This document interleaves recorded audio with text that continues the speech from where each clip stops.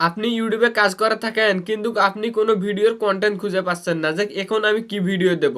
আবার এদিকে দেখেন আপনার যারা অডিয়েন্সার আছে তারা এখন তাদের যে ভিডিওটি প্রয়োজন সেই ভিডিওটি তারা কিন্তু পাচ্ছে না।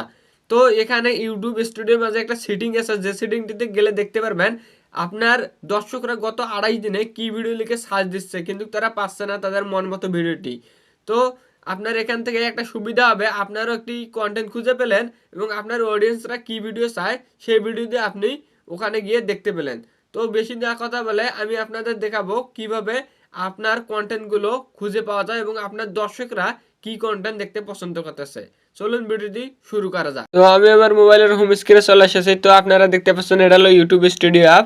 তো আপনারা এটার মাধ্যমে ক্লিক করবেন, ক্লিক করলে একদম এখানে দেখতে পারবেন যে অ্যানালাইসিস নামে যে অপশনটি আছে, তো আপনি এটাতে ক্লিক করবেন। ক্লিক করলে একদম এখানে কর্নারে দেখতে পারবেন যে রিসার্চ নামে একটি অপশন আছে, তো আপনারা এটাতে ক্লিক করবেন। ক্লিক করলে এখানেই থেকে আপনাকে দেখাবে যে আপনার একদম অডিয়েন্সারের কাজগুলো। তো এখানে প্রথমেই দেখতে পাচ্ছেন যে টপ সার্চিং, মানে অর্থাৎ আপনার অডিয়েন্সরা কী ধরনের ভিডিও দেখতে চাচ্ছে, তো এখানে লিস্টটা আছে। তো আমি এখানে যেহেতু ইউটিউব ক্যাটাগরির ভিডিওগুলো তৈরি করে থাকি, তো এখানে এ ধরনের কিছু ভিডিও সাজেস্ট করতে চাই।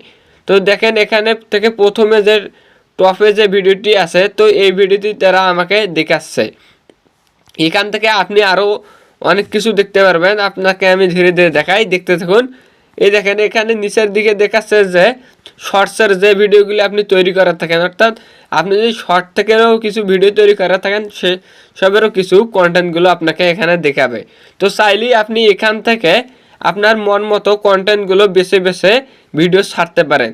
এদিকে আপনার কন্টেন্টও একটা পাওয়ার সুবিধা হলো এবং আপনার অডিয়েন্সরা কী ধরনের ভিডিও চায় এসব কিছু জানারও সুবিধা হয়ে গেল। এটি আপনাদের কেমন লাগলো কমেন্টে জানাবেন। অন্য কোনো বিষয় জানাতে হলে কমেন্টে আবারও বলবেন।